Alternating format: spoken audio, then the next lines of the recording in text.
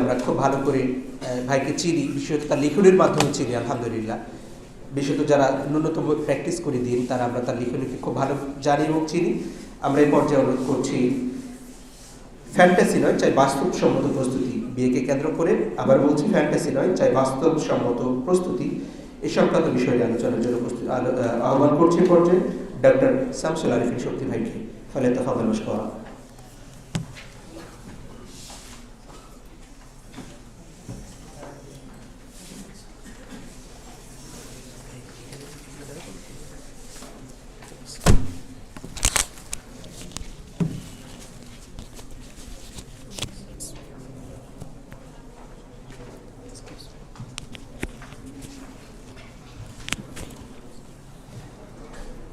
আসসালামু আলাইকুম রহমতুল্লাহি বারাকাতুহু।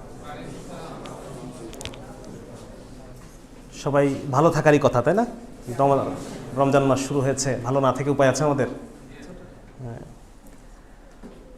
তো মানে কথা বলার ক্ষেত্রে আমার কিছু সময় কিছু প্রবলেম হয়। যেমন বর্তমানে এক তো মানে ইফতারের সময় খুব ঘনিয়ে এসেছে, 1 নাম্বার। 2 নাম্বার হচ্ছে বিয়ের ব্যাপারে কথা বলতে গেলে মানে ভাই বোন সবাইকে সামনে নিয়ে এভাবে কথা বলাটা আমার আসতে চায় না। শুধু ভাইরা হলে অনেক মজা করে অনেক কিছু বলা যেত, ঠিক আছে না? কিন্তু যেহেতু এখানে বোনরা আছে, সুতরাং ব্যাপারটা মানে মোর ফর্মাল দিকে চলে যাবে, যার কারণে আমি হয়তো মানে আমার এক্সপ্রেশনের সমস্যা থাকতে পারে কিছু, এইটা তো যার কারণে না। তারপরে মোটামুটি চেষ্টা করবো যে বিষয়টা আমাকে দেওয়া হয়েছে সে বিষয়ে কিছু আলোচনা করার। আসলে মানে স্যারের আলোচনা, আমরা যদি পুরা আলোচনাটা যদি আমরা দেখি, আমি স্যারের আলোচনা খুব মনোযোগ দিয়ে শুনেছি এবং এর আগেও একটা প্রোগ্রামে স্যারের আলোচনা শোনার সুযোগ আমার হয়েছে। তো স্যারের আলোচনা যদি আমরা খুব মনোযোগ দিয়ে শুনি, আমরা কিন্তু দেখতে পাবো যে স্যার একটা খুব ব্যালেন্সিং আলোচনা করেছেন, ঠিক না? কিছু কিছু জায়গা যেখানে করা মনে হয়েছে তারপরেই আবার উনি কিন্তু ব্যালেন্সে চলে গিয়েছেন। দেখা যাচ্ছে একটা জায়গায় স্যার কুফু সম্পর্কে খুব কঠোরভাবে কিছু কথা বলেছেন, আবার পরে গিয়ে কুফুর বাস্তবতাটাকে উনি স্বীকার করে নিয়েছেন। মানে এই যে একটা মানে এটাই ইসলাম, কিন্তু এইটাই মানে ইসলাম হচ্ছে ব্যালেন্স। ইসলাম কি? ইসলাম হচ্ছে ব্যালেন্স। যেমন বর্তমান পুঁজিবাদী সভ্যতার দিকে যদি আমরা তাকাই, আমরা দেখব যে এরা খুব খুব মানে স্পেসিফিক্যালি মানে চোখে পড়ার মতো ব্যক্তিকেন্দ্রিক। প্রতিটা বিষয়েই তারা ব্যক্তি স্বাধীনতার আলাপ তোলে, ইন্ডিভিজুয়ালিজম, বাক স্বাধীনতা, পোশাকের স্বাধীনতা, ব্লা ব্লা ব্লা স্বাধীনতা, মানে সব কিছুতেই তারা শুধু ব্যক্তিকেন্দ্রিক। যে একজন ব্যক্তি তার নিজের ইচ্ছা যেটা মানে চরিতার্থ করতে পারাটাই তার মানব জন্মের সার্থকতা, এবং একটা রাষ্ট্রের লক্ষ্য হচ্ছে প্রত্যেক ভোগবাদী ব্যক্তি যেন তার ভোগকে পুরা করতে পারে, এই নিশ্চয়তা দেওয়া এটা রাষ্ট্রের উদ্দেশ্য। মানে তাদের দিক থেকে মানে রাষ্ট্রকেও তারা কোনো মানে সংঘ হিসেবে বিবেচনা করতে রাজি না। সামষ্টিক স্বার্থ বলে মানুষের কিছু নাই, প্রত্যেকে তার ব্যক্তি স্বার্থ চরিতার্থ করবে। আবার যদি আমরা কমিউনিজমের দিকে তাকাই, তারা বলতে চাচ্ছে যে না, মানুষের ব্যক্তি সত্তা বলে কিছু নাই, পুরোটাই সামগ্রিক, পুরোটাই সামষ্টিক সত্তা, যা করতে হবে সমাজের জন্য, কমিউনের জন্য, সমাজের জন্য, ঠিক না?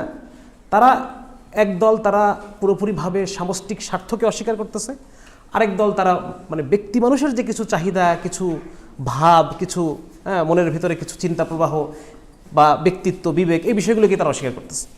কিন্তু ইসলাম এরকম না। ইসলাম কি? ইসলাম একটা ইউনিক ব্যালেন্স। ইসলাম মানুষের বায়োলজি, মানুষের সাইকোলজি, মানুষের সোশিও বায়োলজি, একটা সমাজের নিজস্ব কিছু খোরাক আছে, কিছু চাহিদা আছে সেটা। তারপর হচ্ছে সোশ্যাল সাইকোলজি, সমাজের মানুষের একত্রিত কিছু সামষ্টিক সাইকোলজি আছে, সে বিষয়গুলোকে।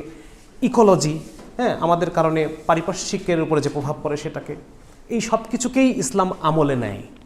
এই কারণেই ইসলাম কি কমপ্লিট কোড অফ লাইফ, বা এটাকে আমরা দিন বলি। এটা একটা সিস্টেম, স্বয়ং সম্পূর্ণ সিস্টেম, এবং এটা আল্লাহ তাআলার তরফ থেকে আসছে। যে আল্লাহ আমাদের বায়োলজি বানিয়েছেন, আমাদের সাইকোলজি বানিয়েছেন, আমাদের 10 জন মানুষ একসাথে হলে কিভাবে চিন্তা করবে, তাদের চিন্তা প্রবাহকে কিভাবে ইনফ্লুয়েন্স করে তাদেরকে একটা দিকে নেওয়া যাবে, এটা আল্লাহ তাআলা জানেন, ঠিক না? এটাকে আমরা সোশিও বায়োলজি বলতেছি। 100টা মানুষকে কিভাবে মোটিভেট করলে 100টা মানুষ জীবন দিয়ে দেবে দিনের জন্য, এটা আল্লাহ তাআলা জানেন, ঠিক না? আল্লাহ তাআলা সেভাবে তাদেরকে পরিচালনা করেছেন। 10,000 মানুষকে কিভাবে মোটিভেট করলে এই 10,000 মানুষ কখনো মাথার কল্পনায় আসবে না যে কখনো সে কোনো হত্যা করবে বা কোনো জুলুম করবে বা কোনো রেপ করবে। কিভাবে তাদের মাইন্ডকে ইঞ্জিনিয়ারিং করতে হবে, এটা আল্লাহ তাআলা জানেন। তো এই জন্য বললাম যে ইসলাম একটা ব্যালেন্স। ইসলাম সব কিছুর মধ্যে ব্যালেন্স করে, এবং এই জন্য আল্লাহ তাআলা কোরআন সূরা বাকারার 143 নম্বর আল্লাহ তাআলা বলতেছেন যে আমি তোমাদেরকে মধ্যপন্থী উম্মত হিসেবে তৈরি করেছি। এমন না যে তোমরা পুরো বৈরাগী হয়ে যাবা, এটাও আমি চাই না। আবার তোমরা মানে মানে ভোগ করতে করতে করতে করতে একদম মানে কি বলা যায়, মানে ভোগ ছাড়া আর কিছুই করবা না, এরকম এটাও আল্লাহ তাআলা চান না, ঠিক না? হ্যাঁ, আল্লাহ তাআলা আমাদেরকে মধ্যপন্থী উম্মত হিসেবে দেখতে চান। ইসলাম যখন আসে দুনিয়াতে সেই সময়টাতে মানে এরকম দুই ভাগে ভাগ হয়ে গেছে। এক ভাগ তারা শুধু ভোগ ছাড়া আর কিছুই নেই, হ্যাঁ, যত পারে তারা অর্থ কামাই করতেছে।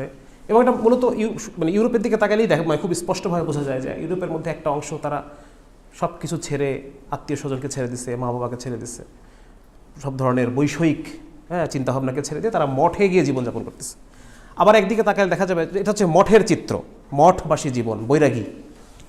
আর আবার যদি শহরের দিকে তাকানো যায় তখন দেখা যাবে যে সেখানে মানে ভোগের কোনো শেষ নাই। সেখানে কি বলা যায়, যত ধরনের ভোগ বলতে আমরা যা যা বুঝি সেখানে শহরে সেটা চলতেছে। তো এই যে পুরো দুনিয়াটার অবস্থাই এরকম। হ্যাঁ, আমরা পারস্যের দিকে তাকালে সেখানেও আমরা দুটো জিনিস দেখতে পাই, একটা হচ্ছে মানিবাদ, আরেকটাকে বলে মাজদাক। একটা হচ্ছে সুফিজম টাইপ, আরেকটা হচ্ছে অতিভোগ টাইপ। হ্যাঁ, তারা একদম বলতেছে যে মা বোনের যে সীমারেখাকে উঠাই দিছে। হ্যাঁ, সবাই সবার সাথে এরকম একটা বিষয় আর কি।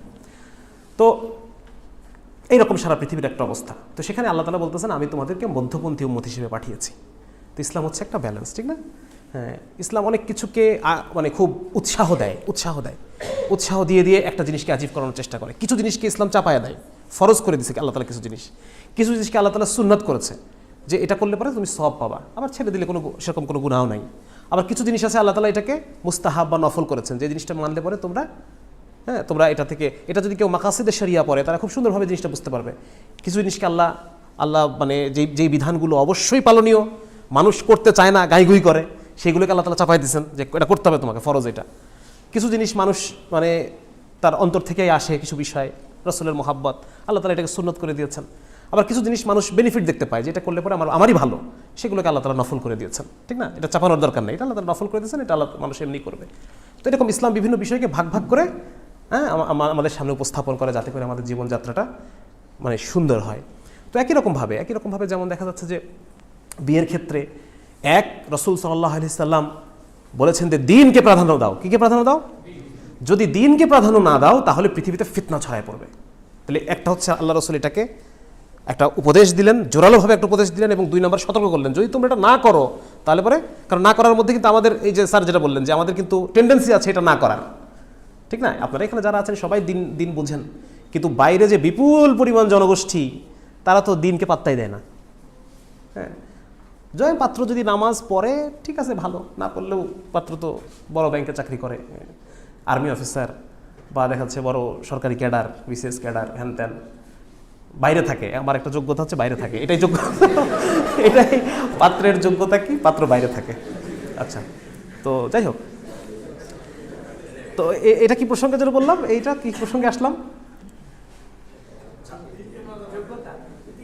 হ্যাঁ, ভুলে গেলাম। আচ্ছা, যাই হোক, তো এরকম যে মানে ইসলাম আমাদেরকে মানে ব্যালেন্স করতে বলে, ঠিক না? প্রত্যেকটা বিষয়ের মধ্যে ব্যালেন্স করতে বলে। তো যেমন হচ্ছে ব্যক্তি চাহিদা আছে, কিছু মানুষের আছে, তাই না? কিছু মানুষের ব্যক্তিগত চাহিদা আছে। ওই যে হাদিসটা বলতেছিলাম যে তোমরা দিনকে প্রাধান্য দাও, যদি প্রাধান্য না দাও তাহলে একটা ধমকি দিলাম। আল্লাহ রাসূল দিনকে প্রাধান্য দিতে বললেন, যদি তোমরা প্রাধান্য না দাও তাহলে ফিতনা ছড়ায় পড়বে, একটা ধমকি দিলেন আল্লাহ রাসূল, ঠিক আছে না? তো আবার একই সাথে দেখা যাচ্ছে যে আমরা মানে এই বাইরে যে বিশাল পপুলেশন তারা এটাকে প্রাধান্য দিচ্ছে না, যার কারণে বিবাহ কেন্দ্রিক যত ধরনের সমস্যা, সব কিছুর মূল কারণ হচ্ছে আমরা শরিয়া থেকে দূরে চলে গেছি, ঠিক কিনা? আল্লাহ রাসূল যে ইনস্ট্রাকশনগুলো আমাদেরকে দিয়েছিলেন সেই ইনস্ট্রাকশনগুলো থেকে আমরা দূরে চলে গিয়েছি, ঠিক আছে? আবার দেখা যাচ্ছে যে ব্যক্তিগত চাহিদার ক্ষেত্রে আসে, এই সৌন্দর্যের কথা আসে, তো আল্লাহ রাসূল মানে ইসলাম এটাকেও খারিজ করে না। হ্যাঁ, যেমন এক সাহাবী বিয়ে করছেন, আল্লাহ রাসূল বলতেছেন তুমি কি বিয়ে করার আগে তাকে একবার দেখেছো কিনা? তো সে সাহাবী বলতেছে না ইয়া রাসূলুল্লাহ। তো বলছে হ্যাঁ, তুমি একবার দেখে নিতে, তাহলে পরে তোমাদের মধ্যে মহব্বতটা বাড়তো। সালমান ফারসি রাদিয়াল্লাহু তাআলা আনহু তিনি খেজুর গাছের উপর উঠছে মেয়ে দেখার জন্য, উঠে বসে আছে যে মেয়ের এই রাস্তা দিয়ে পানি নিয়ে যাবে, আমি মেয়েটাকে একবার দেখবো। তার মানে ব্যক্তিগত পছন্দ ইসলাম একেবারে খারিজ করে না। একবার এক মেয়ে আসছে, এসে বলতেছে আমার আব্বা আমাকে বিয়ে দিচ্ছে জোর করে, ছেলেটা আমার পছন্দ না, আল্লাহ রাসূল বিয়েটাকে ভেঙে দিচ্ছেন। তার মানে ব্যক্তিগত পছন্দের যে ব্যাপারটা আছে, এবং পছন্দ ইট ডাজেন্ট মিন যে তার চামড়ার কালার সাদা হতে হবে বা ছেলের হাইট 6 ফিট হতে হবে, এটা পছন্দের মাপকাঠি না। যাকে ভালো লাগবে আপনার, মানে যার সাথে আপনার আল্লাহ তাআলা লিখে রেখেছেন, তার প্রতি আল্লাহ ভালো লাগা দিয়ে দিবে ওই মুহূর্তে, ঠিক আছে না? যদিও দেখা যাচ্ছে যে সে তার মধ্যে মানে এমন একটা তার মধ্যে একটা দেখা প্রথম দর্শনেই আপনার এমন একটা ভালো লাগা কাজ করবে, ওই ভালো লাগা আপনার তৈরি হয়ে যাবে ভিতরে। তো ব্যাপারটা হচ্ছে এটা যে সব কিছুর মধ্যে ব্যালেন্স। আমরা কিন্তু স্যারের কথাটা পুরা লেকচারটা যদি আমরা চিন্তা করি, আমরা দেখবো যে স্যার কিন্তু ব্যালেন্স করেছেন, এই কথাগুলো কিন্তু স্যার বলেছেন। হ্যাঁ, কিছু জিনিসকে স্যার উৎসাহ দিয়েছেন, কিছু আবার পরবর্তী মুহূর্তে স্যার ওই জিনিসটাকে যে আমাদের শরীয়তে যেটা একটা অংশ আছে সেই জিনিসটা উনি ক্লিয়ার করেছেন। তারপর যেমন দেখা যাচ্ছে কুফুর যে ব্যাপারটা আসে, কুফুর ব্যাপারটা এটার ক্ষেত্রেও যেমন অনেক মিসইউজ হয়, তাই না? কুফুর কথা বলে দেখা যাচ্ছে যে অনেকেই অনেকভাবে এটাকে মিসইউজ করে। আবার কুফুর যে ব্যাপারটা, এটা আমাদের শরীরে কিন্তু এটার অংশ আছে, এমন না যে এটা নাই, এটাও আছে।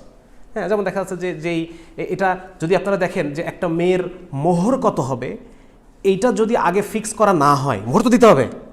যদি ফিক্স করা না হয়ে থাকে তাহলে কি বিয়ের পর এখন তো মোহর ঠিক করতে হবে, মেয়েটা কত মোহর পাবে, কত পাবে। তখন আসে মাহারে মিসাল। মাহারে মিসাল কাকে বলে? ওই মহিলার পরিবারের অন্যান্য মেয়েরা যেই মোহরে বিয়ে হয়ে থাকে এই পরিবারে। এখন একজন কৃষকের পরিবার, সেই পরিবারের মোহর কত হবে? আবার দেখা যাচ্ছে জমিদার পরিবার, সেই জমিদার পরিবারের মোহর কেমন হবে? মাহারে মিসালটা ডিফারেন্ট হয়ে যাবে, ঠিক না? তো এখানেও কিছু বিষয় আছে, যেমন দেখা যাচ্ছে যে আসলে বেশ কিছু ক্ষেত্রে, অনেক ক্ষেত্রে দেখা যায় কিছু অ্যাডজাস্টমেন্ট প্রবলেমও হয়, এমন না যে হয় না। ওই যে আমাদের ভাইয়ের নামটা ভুলে গেলাম, হ্যাঁ, উনি যেরকম না দেখে বিয়ে করছেন, ঠিক আছে না, এই তাকওয়ায় সাহাবীরা চলতেন। কিন্তু এখন সাহাবীদের পরিবেশ, আমাদের পরিবেশ, তাদের তাকওয়া, আমাদের তাকওয়া, আমাদের অনেক পার্থক্য না? অনেক পার্থক্য। পরিবার ওই সময় কেমন ছিল, আর এই যে পশ্চিমা সভ্যতা যখন আসছে শিল্প বিপ্লবের পরে, পরিবারটা ডিফারেন্ট হয়ে গেছে, পরিবার ব্যবস্থা ডিফারেন্ট হয়ে গেছে, সব কিছু ডিফারেন্ট হয়ে গেছে, প্রত্যেকটা জিনিসেরই সংজ্ঞা আলাদা। তো এই কারণে আমাদেরকে কি করতে হবে? আমাদের টার্গেট লেভেল থাকবে সাহাবীরা, আমাদের লেভেল থাকবে কারা? সাহাবীদের পর্যন্ত আমাদের পৌঁছাইতে হবে, ঠিক আছে না? কিন্তু এটা এমন না যে মানে আমরা ব্যালেন্স করতে পারবো না, ব্যাপারটা এরকম না। সব কিছুই বিপরীত শব্দ না। হ্যাঁ, কিছু মাঝখানে একটা গ্রে এরিয়া আছে যেখানে আমরা ব্যালেন্স করতে পারি, যেখানে আমরা দুটোই যদি আমি চাই, মানে আমি দুটোই চাচ্ছি যে আমি যে পরিবার, আমার যে পরিবারের যে অন্যান্য মেয়েদের যে মাহার বা যে ভরণ পোষণ, যে খোরাক, ঠিক আছে না? তা আমি যদি এটা যদি চাই যে একজন দিনদার ছেলে, একজন ছেলে খুবই দিনদার, দুইজন ছেলে সমান দিনদার, একজন ছেলে যদি একটু চাকরি বাকরি ভালো করে, তাকে নিলে কি আমার গুনাহ হবে? হবে কি না? ব্যাপারটা এরকম না, মানে এত হার্ড অ্যান্ড ফাস্ট বিষয়গুলো এরকম না। ইসলাম হচ্ছে ব্যালেন্সিং করা, ঠিক আছে? তো এনিওয়ে, মোট কথা এটা যে আসলে আমাদেরকে এটা বুঝতে হবে যে আসলে মানে মূলত ইসলাম, আমরা তো এখানে সবাই ইসলামকে ভালোবাসি, ইসলাম চাই, আমরা চাই যে ইসলাম আমাদের পরিবারে থাকুক, আমাদের সমাজে থাকুক, আমাদের রাষ্ট্রে থাকুক, সবখানে থাকুক। তো ইসলাম জিনিসটা আসলে কি, এটা সম্পর্কে আমাদের কি ধারণা? ইসলাম হচ্ছে আল্লাহ তাআলার পক্ষ থেকে আসা একটা জীবন ব্যবস্থা, যেটার মূল খুঁটি হচ্ছে কোরআন এবং কোরআনের ব্যাখ্যা, ঠিক আছে না? কোরআনের ব্যাখ্যা কি জিনিস? কে দিয়েছেন কোরআনের ব্যাখ্যা? রাসূল সাল্লাল্লাহু আলাইহি সাল্লাম। সুতরাং কোরআনের ব্যাখ্যাগুলো আমরা পাবো হাদিসের মধ্যে, ঠিক আছে? হাদিস রাসূল সাল্লাল্লাহু আলাইহি সাল্লাম যেটা বলেছেন, যেটা বুঝিয়েছেন সাহাবীদেরকে, যেটা সাহাবীরা বুঝেছেন হাদিস থেকে, আজ থেকে 1400 বছর পরে এসে আমি আবার আপনি হাদিসের বই ঘেটে যেটা বুঝলাম, এটা না, বরং রাসূল সাল্লাল্লাহু আলাইহি সাল্লাম সাহাবীদেরকে যেটা বুঝিয়েছেন। তাহলে এই জিনিসগুলো আমরা কোথায় পাবো? এই জিনিসগুলো আমরা পাবো সাহাবীদের যে কওলগুলো, আসার বলা হয়, এটাকে কি বলা হয়? হ্যাঁ, এইগুলোর উপর ভিত্তি করে পরবর্তীতে ফিকহ শাস্ত্র ডেভেলপ করেছে। হ্যাঁ, যেমন কুফাতে যে সাহাবীরা ছিলেন, সেই সাহাবীদের যে আন্ডারস্ট্যান্ডিং, যে বুঝ, সেটা পরবর্তীতে ফিকহের কিতাবে সংকলন হয়েছে। মক্কাতে যারা ছিলেন, শাফিঈ মাযহাবের যে কিতাবগুলোতে তাদের বুঝগুলো এসেছে। মদিনাতে যে সাহাবীরা ছিলেন তাদের বুঝগুলো মালিকি মাযহাব ইমাম মালিক রাহিমাহুল্লাহ উনি সংকলন করেছেন। সাহাবীদের বুঝ, সাহাবীদের হাদিসের ব্যাখ্যা, সাহাবীরা যে ব্যাখ্যা বুঝেছেন সেটা। তো ইসলাম হচ্ছে এই কমপ্লিটটা, এই টোটালটাকে আমরা বলতেছি ইসলাম, যেটা আল্লাহ তাআলা নাজিল করেছেন, যেটা রাসূলুল্লাহ সাল্লাল্লাহু আলাইহি ওয়াসাল্লাম আমাদেরকে বুঝিয়েছেন, এবং যেই বুঝটা সাহাবীরা নিয়েছেন এবং পরবর্তী জেনারেশনে পাস করেছেন, ঠিক আছে না? তো আমাদের এই সাবমিশন হচ্ছে এটার প্রতি, এটাকে বলা হচ্ছে ইসলামের প্রতি সাবমিশন, যে আমি আল্লাহ যেটা বলেছেন, রাসূল সাল্লাল্লাহু আলাইহি ওয়াসাল্লাম যেটা পৌঁছেছেন আমাদের কাছে, ব্যাখ্যা করেছেন, সেটার কাছে আমি নিজেকে সাবমিট করছি। আসলে আমাদের অনেকেরই এই সাবমিশনের জায়গাটার মধ্যে প্রবলেম থেকে যায়, আমরা সাবমিট করতে পারি না। কেন পারি না এটা আমি আলোচনা করতেছি একটু পরে। আমরা সাবমিশন করতে পারি না।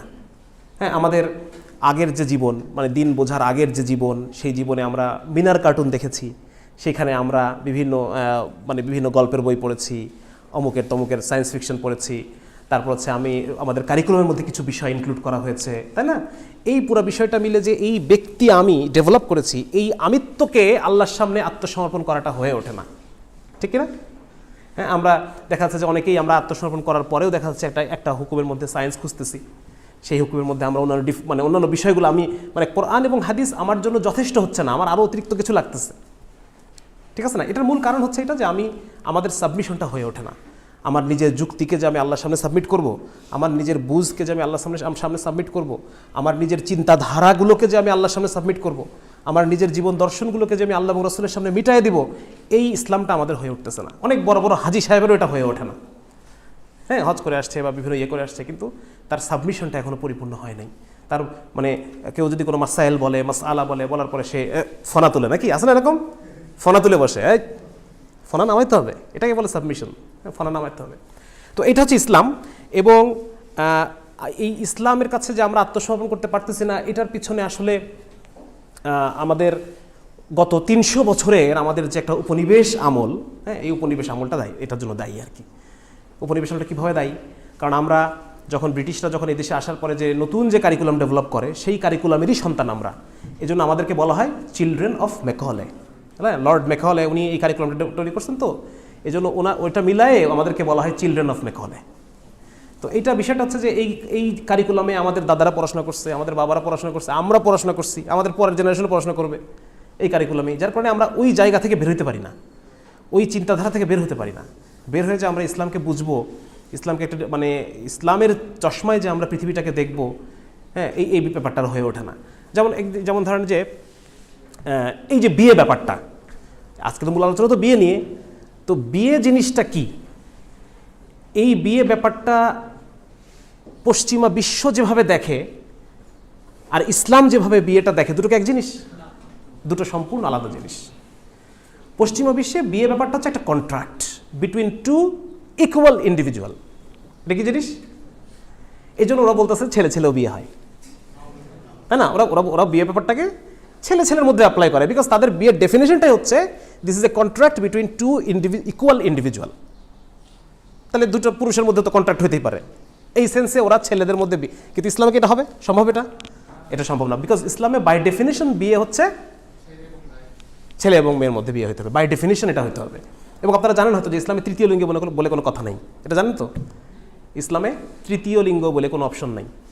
যদি কারো যৌন প্রতিবন্ধী কেউ থাকে, তাহলে পরে তার বিভিন্ন ক্রাইটেরিয়া বিবেচনা করে তাকে যে কোনো একটা সাইডে ফেলে দিতে হবে, এবং ফেলে দেওয়ার পর সে সেখানে বিয়ে করতে পারবে, সে সেখানে উত্তরাধিকার পাবে, তার উপরে শরীয়তের সমস্ত হুকুম আহকামগুলো বর্তাবে। যদি তার স্ট্রাকচার পুরুষের মতো হয়, তার পুরুষের হুকুম মানে মোকাল্লাফ, পুরুষের যে শরীয়ত সেটা তার উপরে আসবে। যদি মহিলার মতো স্ট্রাকচার হয়, সে মহিলার উপর শরীয়ত তার উপরে যাবে, সে বিয়ে শাদীও করতে পারবে, সন্তান ধারণও করতে পারবে কেউ কেউ। ঠিক আছে না? তো ইসলাম ব্যাপারটা হচ্ছে এরকম, তারা মেইন স্ট্রিমিং করা হয়েছে তাদেরকে। তো যেটা বলতেছিলাম যে বিয়ে ব্যাপারটা বাই ডিফল্ট ইসলামে, পশ্চিমা দর্শনে যে বিয়ে এবং আমাদের দর্শনে বিয়ে দুটো আলাদা। যার কারণে দেখবেন যে পশ্চিমা বিশ্ব একটা নতুন টার্ম বের করছে, ম্যারিটাল রেপ, ঠিক না? কারণ ওদের দৃষ্টিতে টু ইকুয়াল ইন্ডিভিজুয়াল, এখানে কেউ কাউকে কোনো বিষয়ে জবরদস্তি করতে পারবে না।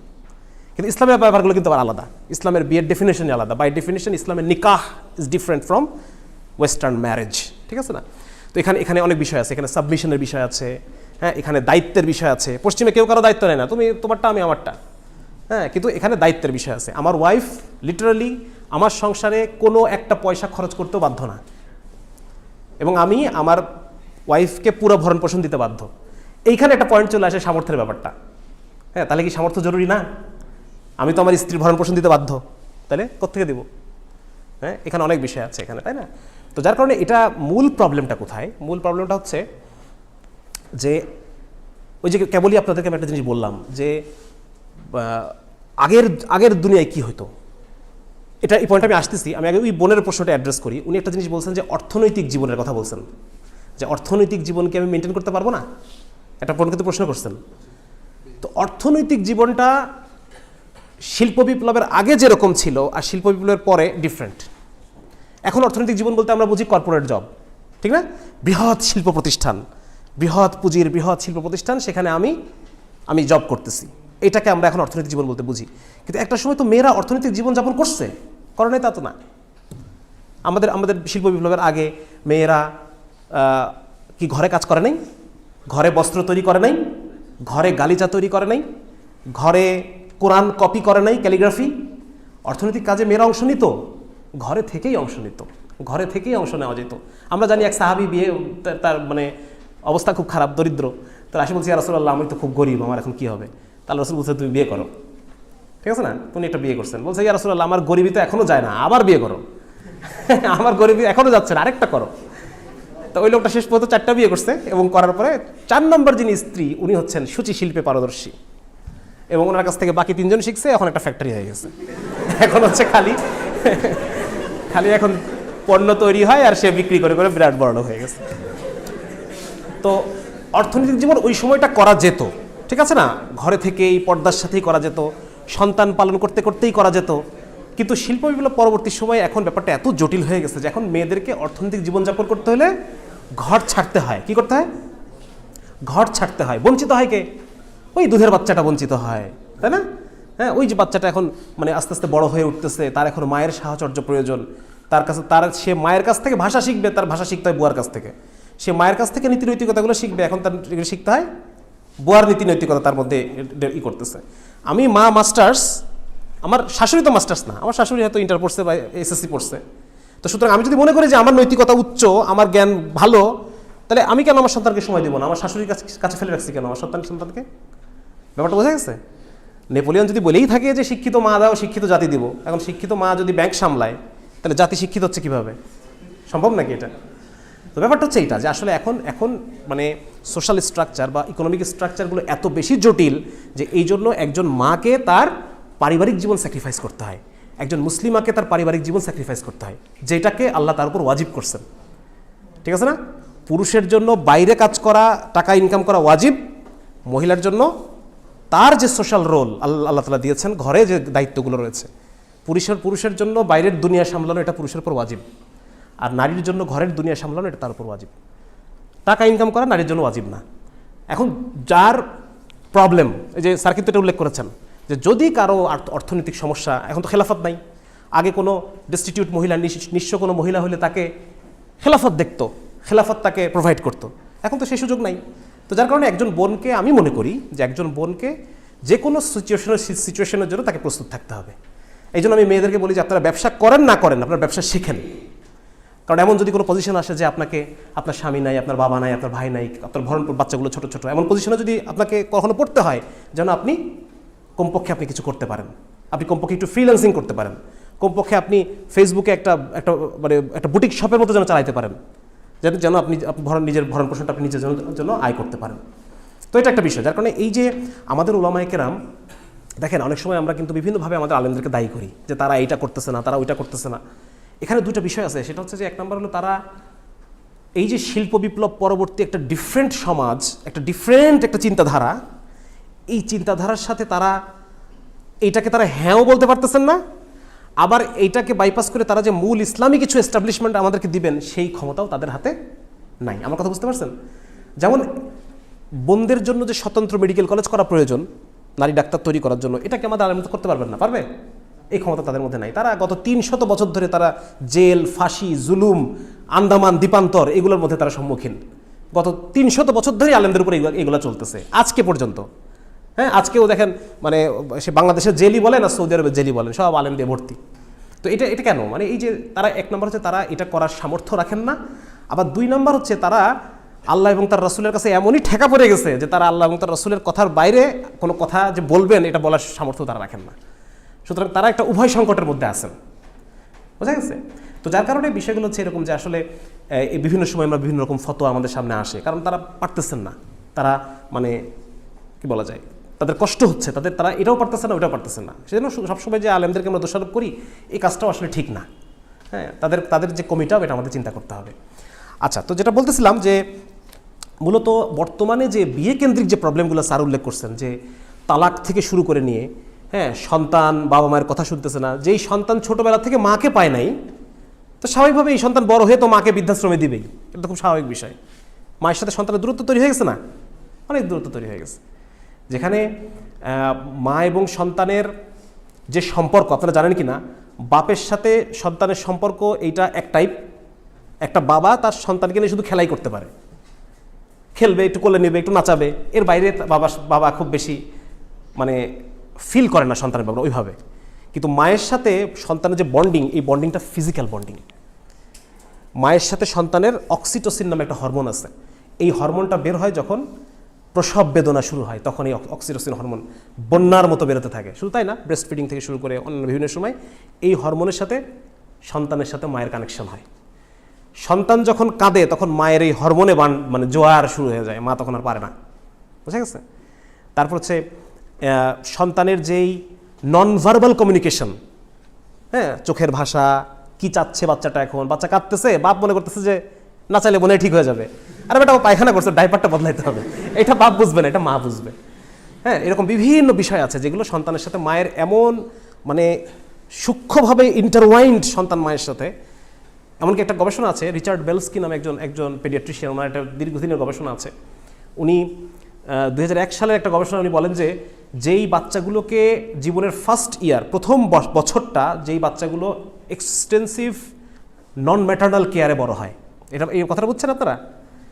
মানে এক্সটেন্সিভ নন ম্যাটার্নাল কেয়ার, মা ছাড়া অন্য কারো কাছে রেখে যদি প্রথম বছর বাচ্চা পালা হয়, তাহলে বলা হয় যে সেই বাচ্চা যখন 5 বছর বয়স হয়, গ্রেড 1 এবং গ্রেড 2-তে, মানে গ্রেড 2 এর পরবর্তী সময় তার রেজাল্ট কনসিস্টেন্সি খারাপ হতে থাকে, কনসিস্টেন্টলি তাদের রেজাল্ট খারাপ হতে থাকে।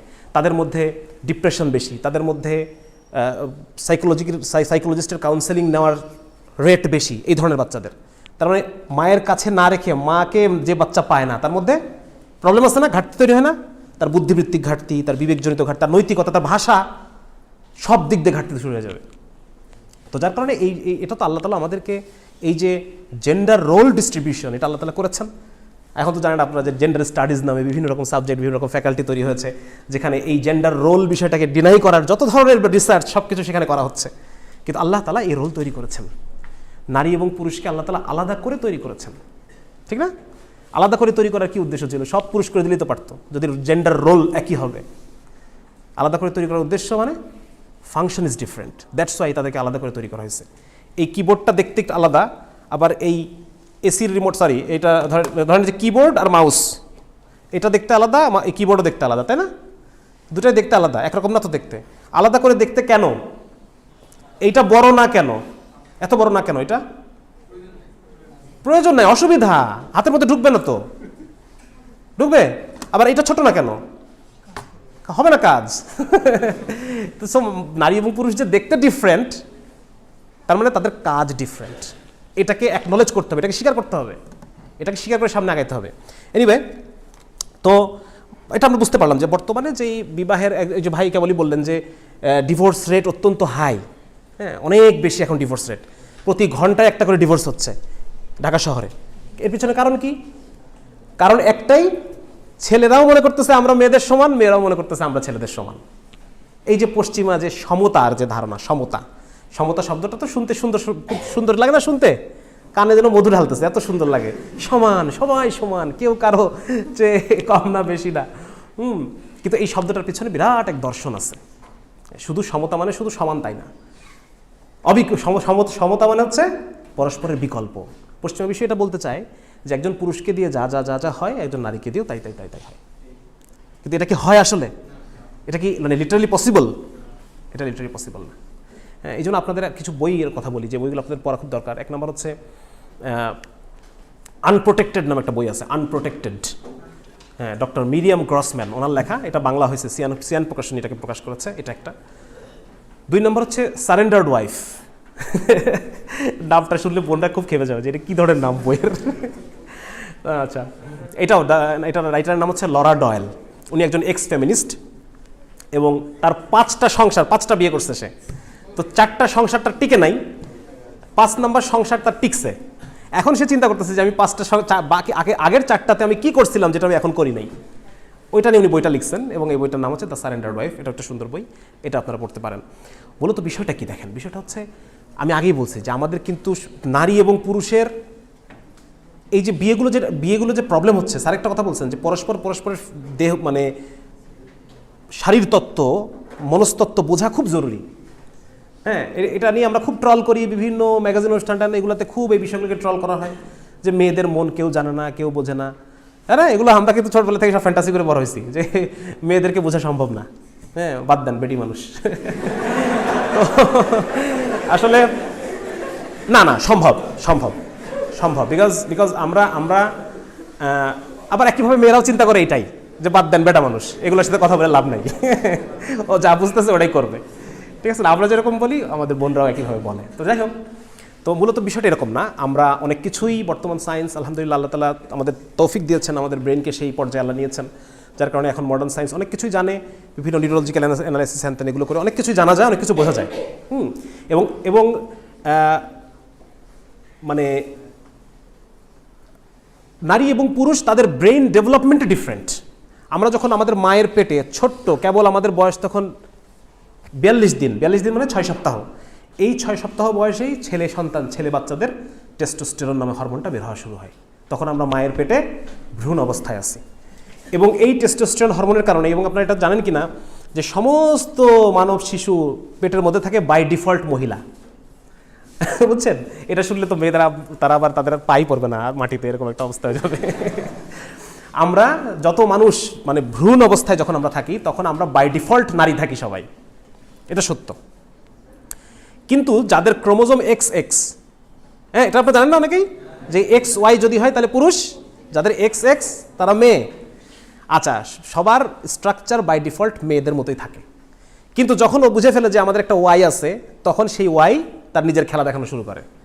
হ্যাঁ, সে মেয়েদের মতো যে ডেভেলপমেন্টগুলো সেগুলো বন্ধ করে দেয়, পুরুষের মতো কিছু ডেভেলপমেন্টকে সে উস্কায় দেয়। বোঝা গেছে বিষয়টা? তখন এই 6 সপ্তাহ বয়স থেকে Y তার খেলা দেখানো শুরু করে, Y ক্রোমোজোমটা, এবং সেখানে দেখা যাচ্ছে যে সেখানে টেস্টোস্টেরন হরমোন বের হওয়া শুরু হয়। বের হওয়া শুরু হলে তখন আমাদের পুরুষদের মতো যা যা থাকে, একটা পুরুষ বাচ্চার যেরকম ডিফারেন্ট, এই জিনিসগুলো তখন তার মধ্যে তৈরি হয়। এবং মোস্ট ইম্পর্টেন্টলি যেটা বর্তমান মানে বিশ্ব যে বিষয়গুলোকে এড়ায় যাওয়ার চেষ্টা করতেছে তাদের নিজস্ব ফিলোসফি দিয়ে, সেটা হচ্ছে ওই টেস্টোস্টেরন হরমোনের কারণে পুরুষের ব্রেন ডেভেলপমেন্ট হয় ভিন্নভাবে। বোঝা গেছে? যদি টেস্টোস্টেরন হরমোন হয় তাহলে পুরুষ হবে, যদি না হয় তাহলে মেয়ে হবে। এটা হচ্ছে সিস্টেমটা। তো ওই হরমোনের কারণে আমাদের ব্রেন ডেভেলপমেন্টটা এতটাই ডিফারেন্ট হয় যে একজন ছেলে এবং একজন মেয়ে পৃথিবীটা দেখে ডিফারেন্টভাবে। আমরা পুরুষরা পৃথিবীটাকে একটু ব্লুইশ দেখি, সায়ান মোর, হ্যাঁ একটু ব্লুইশ, আর মেয়েরা দেখে একটু লালচে দেখে। ওই যে আমরা মোবাইলে অনেকের রিড মুড অন করেন না, রিড মুড অন করলে কেমন হয় দেখতে? একটু লাল লাল হয় না?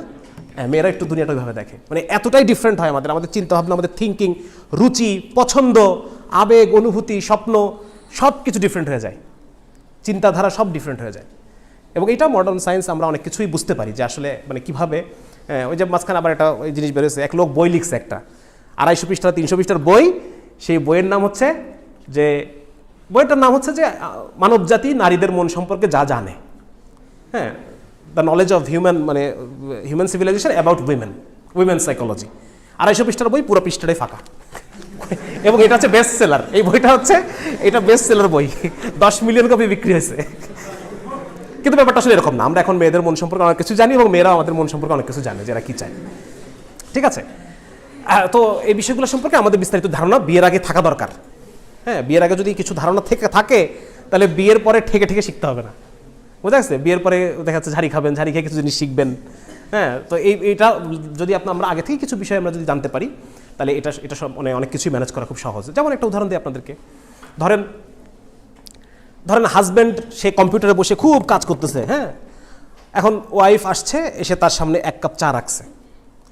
চা রাখার পরে হাজব্যান্ড কি করলো? হাজব্যান্ড ওয়াইফের দিকে, হ্যাঁ চা, থ্যাংক ইউ, ঠিক আছে, করে সে আবার কাজ করতেছে।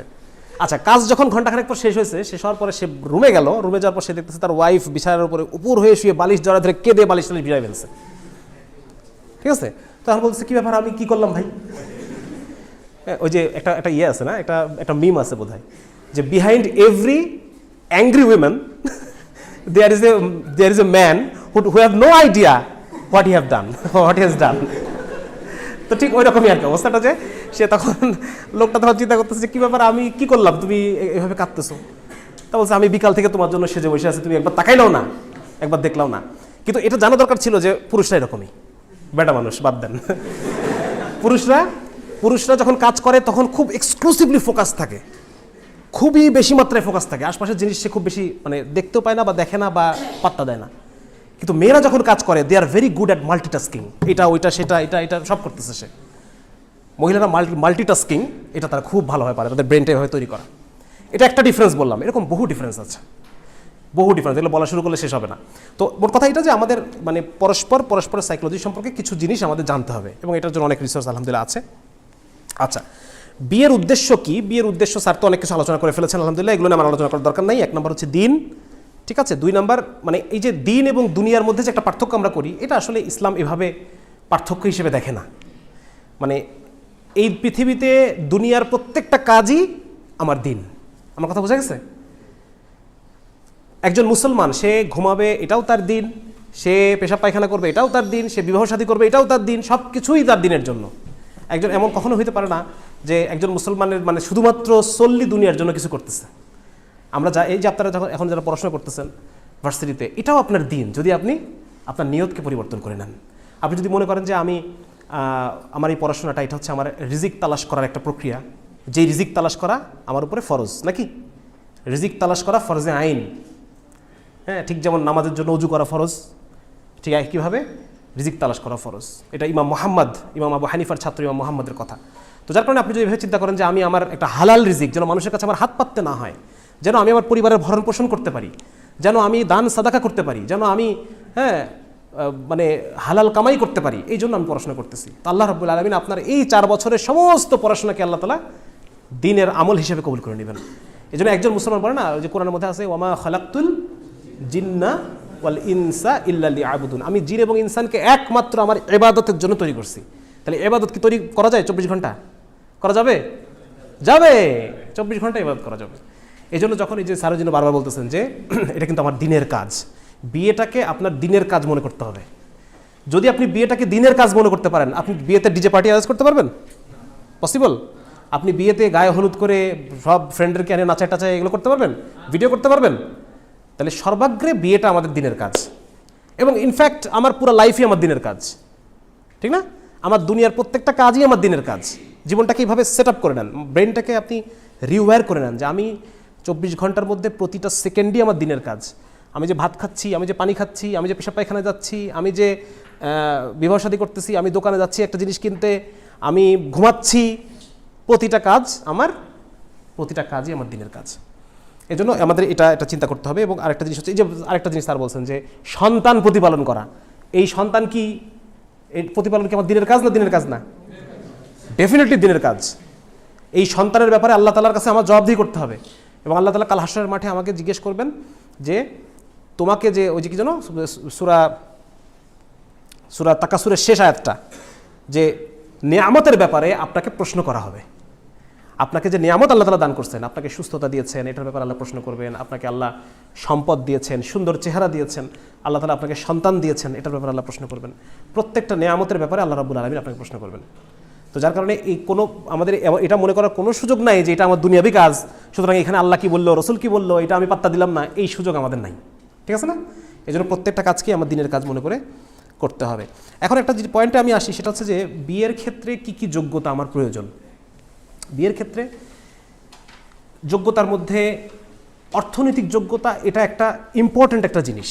এটা এমন না যে আসলে, যেমন আপনি যদি ভার্সিটি ফার্স্ট ইয়ারে আপনি যদি বিয়ে করেন, ফর এক্সাম্পল ভার্সিটি ফার্স্ট ইয়ারে আপনি বিয়ে করলেন, আপনার ওয়াইফের একান্ত ব্যক্তিগত কোনো কিছু কেনার জন্য আপনি কি আপনার বাবার কাছে টাকা চাবেন? মানে অর্থনৈতিক মানে এই না যে আপনাকে 60,000 70,000 টাকা দামের কোনো মানে বেতনে চাকরি করতে হবে, এরকম না, কিন্তু একটা মিনিমাম ইনকাম, আপনার সামান্যতম ইনকাম আপনার থাকতে হবে। এখন এখানে একটা পয়েন্ট আসে, সেটা হচ্ছে যে তাহলে কি আমাকে অনার্স পাস করা পর্যন্ত বসে থাকতে হবে? অনার্সের আগে আমি বিয়ে করতে পারবো না? এই যে অনার্সের আগে বিয়ে করা যাবে না বা অনার্সের আগে ইনকাম করা যাবে না, এই জিনিসটা দুনিয়ার আর কোথায় আছে আপনি আমাকে দেখান। এই আমাদের বাংলাদেশের যে আমরা যারা পড়াশোনা করি, আমাদের মধ্যে একটা নবাব সেন্টিমেন্ট চলে আসছে। আপনি আমেরিকাতে যান, আমেরিকার যারা অনার্স পড়ুয়া ছেলে, তারা কি ইনকাম করে না? ইনকাম করে না? বলেন তো, করে না? প্রত্যেককে পার্ট টাইম জব করতে হয়, নারী পুরুষ সবাইকে পার্ট টাইম জব করে তাকে তার টিউশন ফি ম্যানেজ করতে হয়। তাহলে আমাদের মধ্যে যে এই যে একটা চিন্তা যে আমরা অনার্স পাস না করা পর্যন্ত আমরা কোনো কিছুই করতে পারবো না, এই জায়গা থেকে আমাদের বের হয়ে আসতে হবে। 1 নম্বর পয়েন্ট। 2 নম্বর পয়েন্ট হচ্ছে চাকরির উপর নির্ভরতা কমাতে হবে। চাকরির উপর নির্ভরতা কমাতে হবে। এই যে পড়াশোনা করে ডিগ্রি অর্জন করে অনার্স মাস্টার্স করে টাই লাগায়ে ফুলবাবু হয়ে এসি রুমে বসে অফিস করতে হবে, এটা ছাড়া দুনিয়ার আর কোনো কিছুই আমার করা যাবে না, এই যে একটা মানে আপনারা যদি করতেও চান, বাপমা করতে দেবে না, রাইট? হ্যাঁ, এত বড় ডিগ্রি দিয়ে আসছো, পাশ করে আসছো, এখন ব্যবসা করবা, দোকান করবা, বাবা মা আত্মীয় স্বজন, বাবা মা যা করতে দেবে না, আত্মীয় স্বজন তো আরও করতে দেবে না। তাহলে এই যে একটা মাইন্ডসেট, এই মাইন্ডসেটটা হচ্ছে কলোনিয়াল মাইন্ডসেট। এটা ব্রিটিশরা আমাদের মধ্যে ইনপুট করে দিয়ে গেছে। তারা আমাদেরকে বলে দিয়ে গেছে, চাকরি, তোরা আমাদের চাকরি করবি, ব্যবসা করলে তো আমরা করব, ব্যবসা করতে হলে এটা আমরা ব্রিটিশরা করব, তোরা আমাদের চাকরি করবি। হ্যাঁ, এবং যখন ফোর্ট উইলিয়াম কলেজ প্রতিষ্ঠা হয়, সেই সময় মুসলমানরা তো ব্রিটিশদের সাথে মানে যুদ্ধে লেগে আছে একটা না। হ্যাঁ, হিন্দু ধর্মাবলম্বী তারা ব্রিটিশদের কাছাকাছি গেছে, যায় তাদের চাকরি টাকরি করছে। ফোর্ট উইলিয়াম কলেজ প্রতিষ্ঠা হওয়ার পর সেখানে ব্রিটিশদের কাছে ওই যারা উচ্চ বর্ণের হিন্দু যারা, তারা 100 ইংরেজি শব্দ, 200 ইংরেজি শব্দ শিখত, শিখে একটা সার্টিফিকেট নিত যে এই ব্যক্তি শ্রী শ্রী অমুক, এই ব্যক্তি 200 ইংরেজি শব্দ জানে। সার্টিফিকেট, পড়াশোনা করবে, সার্টিফিকেট নেবে, এটা দেখে চাকরি নেবে। বোঝা গেছে? এই হচ্ছে পড়াশোনা এবং চাকরি, এই দুটোর মধ্যে যে একটা ওতপ্রোত সম্পর্ক আমরা দাঁড় করে রাখছি, এর পিছনে এটা হচ্ছে কাহিনী। কিন্তু অথচ আমরা মুসলিমরা ছিলাম ব্যবসায়ী জাতি। আমরা কি ছিলাম? ব্যবসায়ী। ব্যবসা আমাদের শক্তি ছিল, ব্যবসা আমাদের দাওয়া ছিল, ব্যবসা আমাদের কি বলা যায় অর্থনৈতিক বুনিয়াদ, সব কিছুই আমাদের ব্যবসা, আমাদের সব কিছু ছিল। সেই ব্যবসাকে ছেড়ে দিয়ে আমরা এই চাকরির মধ্যে ঢুকছি। এই ঢোকার পর থেকে আমাদের এই অবনতি আর অপমান আর অপদস্থতা শুরু হয়েছে। বুঝতে পারছেন? এই জন্য ব্যবসামুখী হওয়া প্রয়োজন। একজন শিক্ষিত লোকের ব্যবসা আর একজন অশিক্ষিত লোকের ব্যবসা এক হবে না। কোনো ব্যবসাকে ছোট মনে না করে আমাদের এই ভার্সিটি বয়স থেকে আমাদের স্বাবলম্বী হওয়া প্রয়োজন, চেষ্টা করা প্রয়োজন আর কি। স্বাবলম্বী হওয়া মানে না, চেষ্টা করা প্রয়োজন। বিশেষ করে এ বিষয়ে অনেক বইপত্র আছে, আপনারা পড়বেন। ইহুদির সন্তানরা, একজন ভদ্রলোক লিখছে যে আমার সাথেকার খ্রিস্টান ব্যাচমেট যারা ছিল তারা পড়াশোনা করার সময় পার্ট টাইম চাকরি খুঁজতো, আর ইহুদির সন্তানরা খুঁজতো পার্ট টাইম ব্যবসা। বুঝছেন? ইহুদির বাচ্চারা ওরা বাবার সাথে যখন খাওয়ার টেবিলে বসে তখন তাদের আলোচনায় থাকে ব্যবসা নিয়ে। তো যার কারণে ব্যবসা খুব ইম্পর্টেন্ট একটা জিনিস, এবং এই ব্যবসাটা আপনারা এই ভার্সিটি লাইফ থেকে যদি শেখার চেষ্টা করেন অল্প অল্প ইনভেস্ট করে, তাহলে দেখা যাচ্ছে যে আপনার একটা কিছু একটা দাঁড়ায় গেল। এবং ব্যবসার যে জ্ঞান, এই জ্ঞানটা আপনার চাকরির ক্ষেত্রেও অনেক বেনিফিট আপনাকে দিবে। হ্যাঁ, কারণ আপনি যখন যেখানে আপনি চাকরি করবেন সেখানেও এই যে ব্যবসার যে জ্ঞান, এই সেলিং বা এই সেই যে বিষয়গুলো আছে, বিজনেস এটা আপনার চাকরির ক্ষেত্রে আপনাকে সফল করে তুলবে। ঠিক আছে? তো যার কারণে এটা একটা ইম্পর্টেন্ট বিষয় যে আমরা এই যে মানে জীবিকা উপার্জনটাকে আমরা এত পিছন নিয়ে চলে গেছি, যার কারণে আমাদের বিয়ের যে ব্যাপারটা এটা পিছিয়ে গেছে। বিয়ের ব্যাপারটা এটা পিছিয়ে গেছে। এখন অনেক বাবা মাই তারা মানে আগ্রহী হচ্ছেন। এই যে স্যার যে কথাগুলো বললেন যে ইয়াং বয়সে বিয়ে করার বিষয়টা, এটা আপনারা এভাবে মাথায় নেন যে আমাদের বাবা মারা তো এই বিষয়গুলো বুঝবেন না, কিন্তু আপনার সন্তানকে আপনার সন্তান যেন আপনার মতো সাফারার না হয়, আমরা এইভাবে মেসেজটা নিব। কারণ আমাদের বাবা মার সাথে তো আমরা যুদ্ধ করে একটা কিছু করতে পারবো না। বা দেখা যাচ্ছে যে ফার্স্ট ইয়ারে পড়ি, আমার এখন বিয়ের বয়স হয়ে গেছে, হ্যাঁ, কিন্তু পারিপার্শ্বিকতার কারণে, সমাজের কারণে, বর্তমান যে শিক্ষা ব্যবস্থার কারণে আমরা এটা করে উঠতে পারতেছি না। হ্যাঁ, এটা আমাদের ওই সামর্থ্যটা ডেভেলপ করতেছে না। এবং কোরআনের মধ্যে আল্লাহ তাআলা এই কথা বলছেন যে যদি বিয়ে করো, মানে ব্যাপারটা এরকম, যে স্যার বলেন না যে সমাজের উপরে, সমাজের দায়িত্ব হচ্ছে ছেলেটাকে স্বাবলম্বী করে দেওয়া। হ্যাঁ, সমাজের দায়িত্ব হচ্ছে ছেলেটাকে স্বাবলম্বী করে দেওয়া। বাবার দায়িত্ব ছিল ছেলেটাকে স্বাবলম্বী করে দেয়, তুই আমার ব্যবসার কাজে লাগ, তুই আমার খেতে লাগ, আমার কৃষিতে লাগ, আমার এই কাজে লাগ। কিন্তু যেহেতু সমাজে এখন ব্যাপারটা মানে শিক্ষা ব্যবস্থাগুলো সব এলোমেলো হয়ে গেছে, বললাম না যে পুঁজিবাদ এবং উপনিবেশ আমলের পরে সবই এলোমেলো হয়ে গেছে, প্রতিটা বিষয়ই এলোমেলো হয়ে গেছে। এই কারণে এখন আমরা চেষ্টা করতেছি, বা আমাদের আরও আগে থেকেই যারা বুদ্ধিজীবীরা চেষ্টা করতেছে, প্রত্যেকটা বিষয়কে আবার ইসলামকে সেন্টার করে প্রতিটা বিষয়কে আবার নতুন করে মানে রিডিফাইন করা। তাহলে পরে আমাদের সামনে একটা পরিপূর্ণ জিনিস আসবে, আর না হলে পরে আমরা সব কিছু মিলাই ফেলতেছি এখন। আচ্ছা, তাহলে এটা একটা গেল। আর হচ্ছে বিয়ের ক্ষেত্রে কিছু অযোগ্যতা আছে।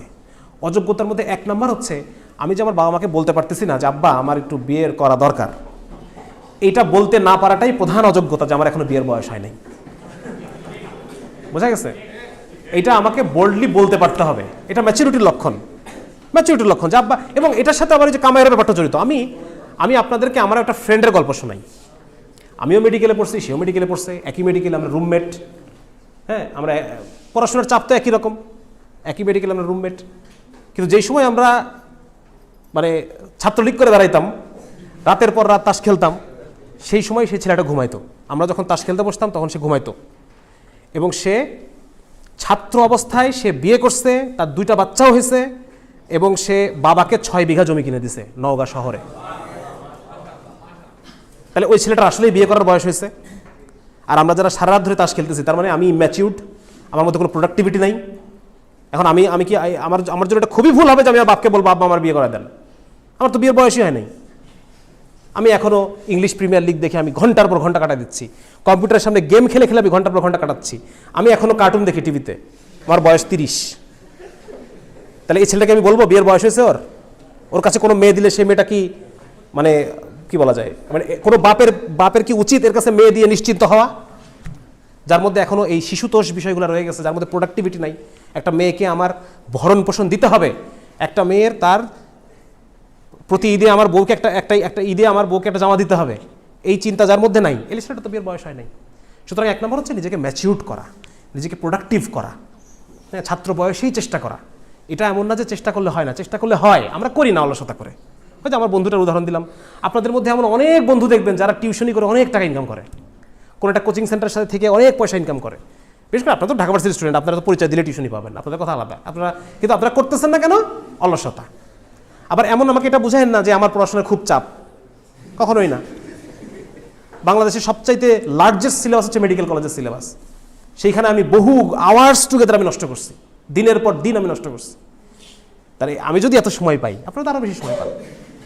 সুতরাং মানে প্রোডাক্টিভ হওয়ার দিকে নজর দেন, যেন বাপের কাছে আপনার যদি এখন মাসে যদি আপনার এখন কথার কথা 10,000 টাকা ইনকাম থাকে আপনার মাসে, আপনি তো বাপকে বলতেই পারেন আব্বা আমি ইনকাম করে আমাকে বিয়ে দাও। আপনার মধ্যে সে বোল্ডনেস আসবে যে আমাকে আমি বিয়ে দেন, কিছু সাপোর্ট দিবেন আমাকে, আপনি যে টাকা আমাকে দেন সেটাও দিবেন, আমি যে ইনকাম করি সেটা আমার থাকবে, আমি বিয়ে করবো, হয়ে গেল। তাহলে এই যে বাপ মাকে যে আমরা বলতে পারতেছি না, এর পিছনে কারণ হচ্ছে আমার মধ্যে শিশুতোষ ব্যাপারটা এখনো দূর হয় নাই, আমার মধ্যে দায়িত্ব নেওয়ার ব্যাপারটা এখনো আসে নাই। আমার মধ্যে মা যখন একটা কথা বলে আমি কি করি?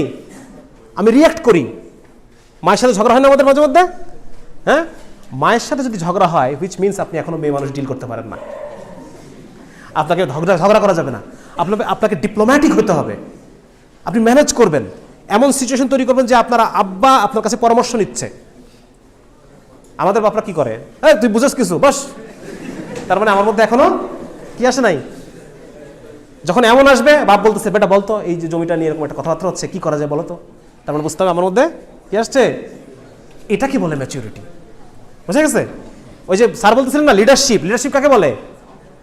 How to deal people, how to deal your mother, how to deal your father. বাপের সাথে ঝগড়াই হবে না আর কখনো। আব্বা একটা ঝাড়ি দিচ্ছে, যে আব্বা ঠিক আছে, হ্যাঁ আপনি যা বলছেন এটাই ঠিক আছে, ওকে আমি দেখতেছি, পরে আমার যা মনে চাইলে তাই করলাম। এটা হচ্ছে you how to deal people. So আপনাকে ডিল করা শিখতে হবে। আপনার মাকে, আপনি কারোর সাথে ঝগড়া যাচ্ছেন না, কারোর সাথে আপনার ঝগড়া হচ্ছে না, এটা কিভাবে বুঝবেন যে আপনার মধ্যে ম্যাচুরিটি আসছে? কারোর সাথে আপনি ঝগড়া করতেছেন না, কনফ্রন্ট করতেছেন না কারোর সাথে, আপনি প্রত্যেককে ম্যানেজ করতে পারতেছেন। স্যার বলে না দাওয়াতের কাজ করলে পরে আপনার এটা বাড়বে। দাওয়াতের কাজ করতে গেলে কখনো এমন অবস্থা হয়েছে, রিক্সাওয়ালাকে দাওয়াত দিতে গেছি আমি তো ছোট ডাক্তার, বড় প্রফেসর, আপনার নাম শুনছেন, প্রফেসর এসআর খান, হ্যাঁ, বাংলাদেশের একজন কার্ডিওথোরাসিক সার্জন, প্রথম 1971 উনি প্রথম ওপেন হার্ট সার্জারি করেন। রিক্সাওয়ালাকে দাওয়াত দিতে গেছে, কাকে? রিক্সাওয়ালা, যান আপনার কাজ নেই, আপনি যান মসজিদে, আমার অনেক কাজ আছে, আমার ইনকাম করতে হবে। কারে বলতেছে? এত বড় একজন প্রফেসরকে বলতেছে আপনার কাজ নাই, আপনি তবলিগ করেন গা, আমার করা লাগবে না।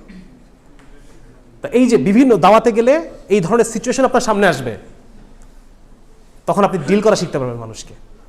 রাসূল সাল্লাল্লাহু আলাইহি ওয়াসাল্লাম বলছেন আখলাক কিভাবে তৈরি করতে হয়। আল্লাহ রাসূল বলছেন অপরিচিত মানুষের সাথে বেশি বেশি সফর করো। কি করো? অপরিচিত মানুষের সাথে চলাফেরা করলে, তার কাছে গেলে, কথাবার্তা বললে, হ্যাঁ, গিভ অ্যান্ড টেক করলে, কথাবার্তা বললে, তখন ম্যানেজিং ক্যাপাবিলিটি তৈরি হয়, আখলাক তৈরি হয়।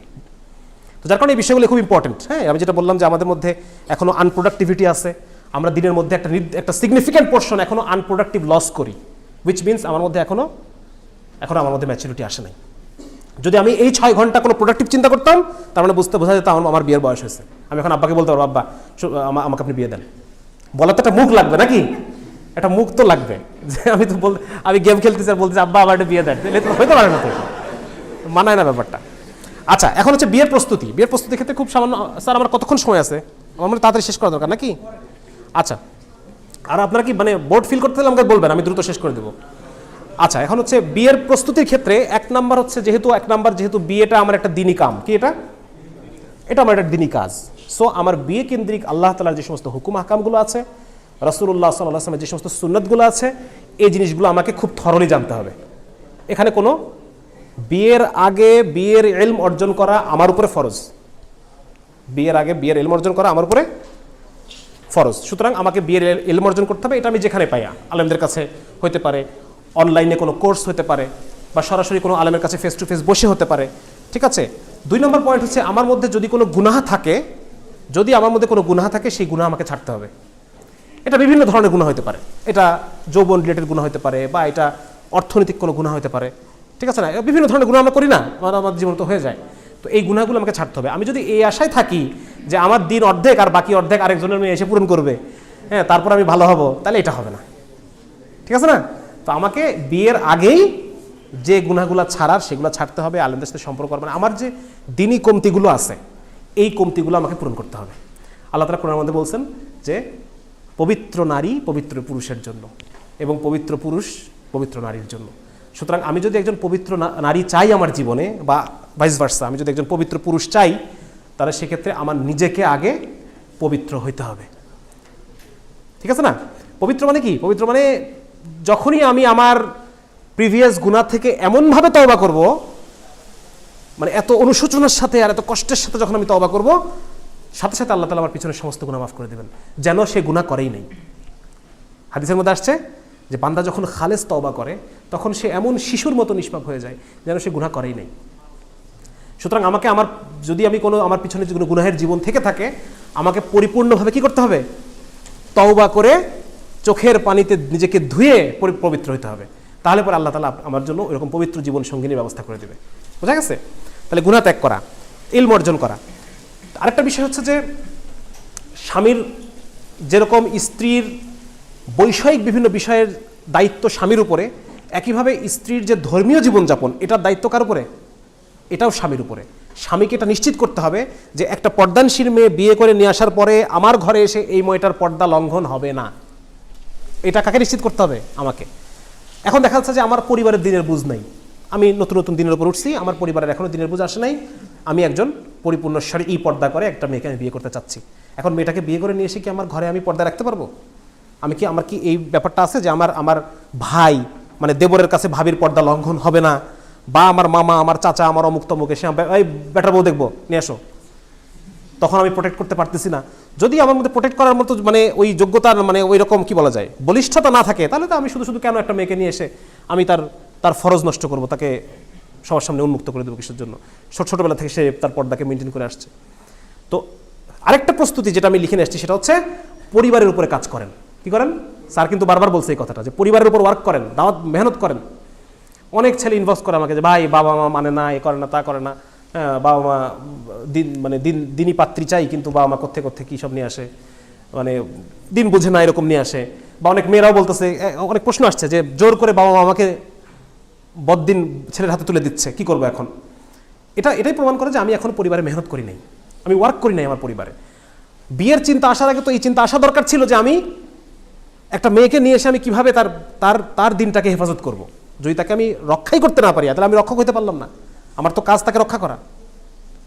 তো যার কারণে বিয়ের আগে আপনি কমপক্ষে 6 মাস আপনার পরিবারের উপরে কাজ করেন। পরিবারের উপরে কীভাবে কাজ করতে হবে সেটা নিয়ে বিস্তারিত আলাদা ডিফারেন্ট টপিক, সেটা নিয়ে অনেক আলোচনার বিষয় আছে। হ্যাঁ, খুব সংক্ষেপে আমি এটুকু বলি যে পরিবারের উপর কাজ করার ক্ষেত্রে কিছু ডিফারেন্ট স্টাইল আছে। আমি আপনাকে দাওয়াত দিলাম আর আমার বাপকে দাওয়াত দিলাম, দুটো একরকম হবে না। হবে? আমার বাপ বলবে, মা বলবে তোর আমি পেটে ধরছি, তোর আমি কি কম বুঝি? তুই আমার দিন শেখানোর জন্য আসছিস। তো যার কারণে বাবা মাকে দাওয়াত দেওয়ার পদ্ধতিটা একটু ডিফারেন্ট হবে। হ্যাঁ, কী হবে? অনেকে হয়তো আমার কুররাতু আইন বইটা পড়ছেন, ওইটার প্রথম চ্যাপ্টারটা আমি লিখছি যে পরিবারের দাওয়াত দেওয়ার পদ্ধতিটা কেমন হবে। হ্যাঁ, পরিবারে আপনি হাদিসের তালিম চালু করবেন, নিজে দাওয়াত না দিয়ে রাসূলুল্লাহ সাল্লাল্লাহু আলাইহি ওয়াসাল্লামের হাদিস দিয়ে আপনি দাওয়াত দিচ্ছেন, রাসূলের মুখ দিয়ে দাওয়াত দিচ্ছেন। এখন তার বাপ মা মাইন্ড করতে পারবে না, পারবে? নিজে আব্বাকে নামাজের কথা বলতেছেন না, নবীজিকে দিয়ে বলাচ্ছেন। তাই পরিবারে আপনি যে কোনো একটা পছন্দ মতো একটা হাদিসের বই থেকে, যেখানে মনে করেন যে সুন্দর সুন্দর হাদিস আছে যেগুলো শুনলে অন্তরে ভালো লাগে, হ্যাঁ, ফজিলতের হাদিস যেগুলো বলা হয়, এই ধরনের আদাবুল মুফরাদ হতে পারে, রিয়াজুস সালিহিন হতে পারে, ফাজাইল আমাল, মুনতাখাব হাদিস। ফাজাইল আমাল একটা নতুন সংস্করণ বেরোছে, কেউ দেখছেন? ফাজাইল আমাল একটা খুবই চমৎকারভাবে তাহকিক করছে এখানে। হ্যাঁ, যেটাকে একদম কোনো ধরনের কোনো কম্প্রোমাইজ করে নাই, যেটাকে বানোয়াটাকে বানোয়াটি বলছে। খুব সুন্দর একটা বই, ওটা নিয়ে আপনারা তালিম করতে পারেন এখন। তাহলে এই বইগুলো নিয়ে আপনারা ঘরে আপনাদের পরিবারকে নিয়ে, মাকে, বাবাকে, ভাইকে, বোনকে নিয়ে আপনি তালিম শুরু করেন। ঠিক আছে? আজকে যে আপনার বাবা আপনাকে একটা দিনহীন একটা ছেলের কাছে তুলে দিচ্ছে, কারণ কি বলেন তো? কারণ হচ্ছে বাবা দিন বোঝেন না, দিনের গুরুত্বটা উনি বুঝতে পারেন নাই এখনো পর্যন্ত, ঠিক না? আমার একটা দিনদার মেয়েকে বিয়ে করে আনার পরে আমার ছোট ভাই যে পর্দার ব্যাপারটা বুঝতে পারতেছে না, আমার মা যে মানে মেয়েকে তার মামা শ্বশুরের সামনে উপস্থাপন করতেছে, কেন? মা দিন বোঝে নাই এখনো। তাহলে এই দিন বোঝানোর দায়িত্ব কার? কে বোঝাবে? আমাকেই কাজটা করতে হবে। সুতরাং বিয়ে করার আগে আপনি বিয়ের পরিবেশ তৈরি করেন। কি করেন? বিয়ে করার আগে বিয়ের একটা সুন্দর পরিবেশ তৈরি করেন। পরিবার উপরে কমপক্ষে আপনি 6 মাস থেকে 1 বছর ওয়ার্ক করেন, কাজ করেন, ঘরে তালিম চালু করেন। ঘরে আপনার বাবাকে ওনার বয়সী যে সমস্ত মানে দায়ী আপনার মহল্লার মধ্যে আছে তাদেরকে নিয়ে এসে আপনার বাবার কাছে নিয়ে যান। হ্যাঁ, আমি আমার আব্বাকে মানে দাওয়াত দেওয়ার ক্ষেত্রে নিজে তো কখনো দাওয়াত দেই নাই, বরং দেখা যাচ্ছে যদি মহল্লায় কোনো বিদেশি জামাত আসতো, হ্যাঁ, জার্মানির এক ভাই আসলো একবার, জার্মানি থেকে একটা জামাত আসলো, সেখানে একজন মুসলিম ছিল হামজা, এইরকম লম্বা, চোখগুলা নীল, ওই যে হিটলার টাইপ আর কি, নর্ডিক, হ্যাঁ, নর্ডিক জাতি যেরকম হয় আর কি সেরকম। তারপরে আব্বাকে নিয়ে গেলাম, আব্বার তখন দাড়ি নেই, তো আব্বা গেল, শুনলো, মানে মুসলিমদের কাহিনী শোনা তো সবার একটা আগ্রহ থাকে, তাই না? তো আগ্রহ নিয়ে গেল। এরপর উজবেকিস্তান থেকে একজন আলেম আসলেন, ওনাকে নিয়ে গেলাম। চীনের একজন উইঘুর একজন আলেম আসলেন, তাকে নিয়ে গেলাম, মানে বাসায় নিয়ে যেতাম আমি। তারপর দেখা যাচ্ছে একজন সরকারি একজন কর্মকর্তা ছিলেন আমাদের মহল্লায়, ওনাকে নিয়ে গেলাম একবার, আমাদের বাসায় দাওয়াত করলাম। আব্বাকে দিনের কথা বললেন, নিজে বলি নাই, নিজে আমার আব্বাকে আমি কখনোই কিছু বলি নাই। এভাবে টুকটুক করে বলতে বলতে পারে এই বলতেছে, দু একদিন তালিমে বসতেছে, এসে দু একটা হাদিস শুনতেছে, ভালো লাগতেছে, তালিমের অভ্যাস হয়ে গেল। প্রতিদিন বসতে বসতে একসময় দেখা যাচ্ছে দাঁড়িয়ে রেখে দিচ্ছে, হ্যাঁ, একসময় দেখা যাচ্ছে যে 5 ওয়াক্ত নামাজ পড়া শুরু করছে। তো এইভাবে একটু মানে ঘুরাই, বোঝা গেল, সামনে দিয়ে না খেয়ে একটু ঘুরাই খাওয়াইতে হবে আর কি, হ্যাঁ, চেষ্টা করতে হবে। আচ্ছা, 3 নম্বর হচ্ছে আয় রোজগারের ব্যাপারটা তো আমি আলোচনা করেছি যে ব্যবসামুখী হওয়া দরকার, আমাদের ব্যবসামুখী হওয়া দরকার। আরেকটা ইম্পর্টেন্ট জিনিস হচ্ছে, যেহেতু এই আপনাদেরকে পেয়ে গেলাম, একটু শেয়ার করে ফেলি বিয়ের বাইরের বিষয়টা যদি সেটা হচ্ছে ক্যারিয়ার ক্যাপিটাল তৈরি করতে হবে। Anyone have any idea what is career capital? What is career capital? দেখছেন, আমাদের কিন্তু ক্যারিয়ার ক্যাপিটাল নাই, মানে আমার কোনো সম্পর্কে কোনো আইডিয়াই নেই, অথচ আমরা কিন্তু অনেকেই এখানে 4th ইয়ারে আছেন, 3rd ইয়ারে আছেন, হয়তো আর 1-2 বছর পরে ক্যারিয়ারে ঢুকবেন, ঠিক না? হ্যাঁ, কত ইম্পর্টেন্ট জিনিস একটা ক্যারিয়ার ক্যাপিটাল হচ্ছে আপনার সিভি ভারী করতে হবে, সিভি ভারী করতে হবে। যেমন আপনারা যখন এখান থেকে অনার্স পাস করে বের হবেন, তখন শুধু আপনার সিভিতে কি লেখা থাকবে? অনার্স, হ্যাঁ, অনার্স ডিইউ। এটা দিয়ে আপনি কোথাও মানে ভালো কোনো চাকরি পাবেন না, কারণ প্রত্যেকেই কি চাবে চাকরিতে? ডিগ্রির পাশে কি চায়? এক্সপেরিয়েন্স চায়। আপনার তো এক্সপিরিয়েন্স নাই। তো আপনি এখন থেকে চিন্তা করেন যে আপনার সিভির মধ্যে আপনি আর কি যোগ করতে পারেন। প্রতি 6 মাসে একটা স্কিল আপনার সিভির মধ্যে যোগ হবে। সেটা হতে পারে ইংলিশ কমিউনিকেশন স্কিল, হতে পারে কোনো কম্পিউটার রিলেটেড কোনো হায়ার স্কিল, হতে পারে সেলস অ্যান্ড মার্কেটিং রিলেটেড কোনো স্কিল, বা অন্য যে কোনো স্কিল হতে পারে ফ্রিল্যান্সিং লাইনে কোনো স্কিল, কোনো ডেটা সায়েন্স বা হাবিজাবি কোনো একটা স্কিল। প্রতি 6 মাসে আপনি চেষ্টা করবেন আপনার ক্যারিয়ার ক্যাপিটালে কোনো একটা স্কিল যোগ হবে, এবং সেটা সার্টিফিকেট আপনার কাছে থাকবে। হ্যাঁ, এবং আপনি সেদিন একটা বই পড়তেছিলাম, ওনারা বলতেছিলেন যে উনি ছাত্র জীবনেই সে বিভিন্ন প্রতিষ্ঠানে গিয়ে বলতো যে ভাই, আমি আপনার কোনো বেতন দেওয়া লাগবে না, আমি আপনার প্রতিষ্ঠানে কাজ করব। বিভিন্ন সময় দেখা যাচ্ছে যে 1 মাস, 2 মাস, 4 মাস এই পড়াশোনা মেনটেনের পাশাপাশি সে ওটা করতো, এবং 2-3 মাস কাজ করার পর ওখান থেকে সার্টিফিকেট নিত। তাহলে যখন সে বের হলো, তার সিভিতে কি আছে? তার সিভিতে তার ডিগ্রি আছে, এবং সেই সিভিতে তার 7-8-10টা এক্সপিরিয়েন্স আছে। তার একটা ইসের সাথে, একটা কর্পোরেট অফিসের সাথে ওঠা বসা করা, কর্পোরেট কালচারের সাথে তার পরিচয় আছে, তার মানে ইংলিশ স্পোকেন স্কিল আছে, তার সেলস অ্যান্ড মার্কেটিং রিলেটেড কোনো একটা স্কিল আছে। তো এটাকে বলে ক্যারিয়ার ক্যাপিটাল। মানে ক্যারিয়ার ক্যাপিটাল ভারী করার চেষ্টা করতে হবে। 1 নম্বর বললাম যে ব্যবসামুখী হওয়া, ছোট ছোট ব্যবসা করা, ছোট ছোট ইনভেস্ট করে বাজারকে টেস্ট করা, হ্যাঁ, এবং 2 নম্বর হচ্ছে ক্যারিয়ার ক্যাপিটাল ডেভেলপ করা। আপনারা যদি এখন থেকে প্রোডাক্টিভ হন, তাহলে পরে এটা আপনার জন্য মানে খুব ইজি হবে। আপনি দেখা যাচ্ছে খুব দ্রুতই বিয়ে করতে পারবেন, আমাদের বর্তমান আর্থসামাজিক পার্সপেক্টিভে। আচ্ছা, আরেকটা হচ্ছে মনস্তত্ত্ব বোঝা, এটা তো আমি আলাপ করলামই। আর হলো আচ্ছা, বোনদের ক্ষেত্রে কিছু আলাপ করি আমি। সেটা হচ্ছে যে 1 নম্বর হলো, অনেক কিছু আমি আলাপ করেই ফেলছি, যে নারী এবং পুরুষ কি সমান? একদম জাস্ট আস্ক ইউরসেলফ। 2 চোখে যা দেখতেছেন সেটা বলেন, যেটা আমাদেরকে পড়াইছে মিনার কার্টুন, এগুলো বলেন না। বলেন দেখি, নারী আর পুরুষ সমান কিনা?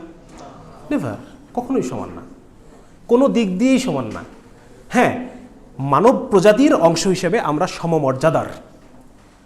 এটা রাসূল সাল্লাল্লাহু আলাইহি ওয়াসাল্লাম হাদিসে বলছেন যে নারী এবং পুরুষ সমতুল্য। কি? সমমর্যাদার আমরা, কিন্তু আমরা সমান না, ঠিক আছে না? এবং খুব স্বাভাবিকভাবেই যে কোনো ইনস্টিটিউশনে একজন অ্যাডমিন লাগে। কি লাগে? অ্যাডমিন ছাড়া হবে? অ্যাডমিন ছাড়া কোনো কিছু চলবে না। বা দুইজন অ্যাডমিন হবে নাকি একটা জায়গায়? দুজন অ্যাডমিন সম্ভব? একটা দেশে দুজন প্রধানমন্ত্রী, একটা ভার্সিটিতে দুজন ভিসি, একটা ডিপার্টমেন্টে দুইজন চেয়ারম্যান। এবার চিন্তা করেন, পসিবল এগুলো? কোনো সিদ্ধান্ত তো সুষ্ঠু সিদ্ধান্ত হবে না। সো অ্যাডমিন লাগবে একজনকে, এবং অ্যাডমিনিস্ট্রেটিভ সিদ্ধান্তগুলো is related to testosterone hormone. মানে আমি এই বিষয়গুলো পড়তে গিয়ে আমার এত মানে আল্লাহ তাআলা যে এদিক থেকে ওদিকে কানেকশন করছেন এবং সব কিছু যে ফাইন টিউনিং করছেন, এটা মানে আজীব এক ব্যাপার। হ্যাঁ, আল্লাহ রাব্বুল আলামিন পুরুষের উপরে দায়িত্ব দিয়েছেন যে you will take the risk, এবং রিস্কের ফলে যে আউটকাম আসবে সেই আউটকাম থেকে you will protect your family. এটা হচ্ছে কার দায়িত্ব? এবং risk taking, this is related to testosterone hormone. Testosterone hormone risk taking behaviour. এবং পুরুষ মানুষ খুব কঠিন সিচুয়েশন, স্ট্রেসফুল কন্ডিশনে যে পুরুষের টেস্টোস্টেরন বেশি সে তত বেশি মানে কংক্রিট সিদ্ধান্ত আসতে পারে, হ্যাঁ হ্যাঁ, নামাজের সময় হয়ে গেছে, আমরা শেষ করে একসাথে জামাত করে ফেলবো ইনশাআল্লাহ।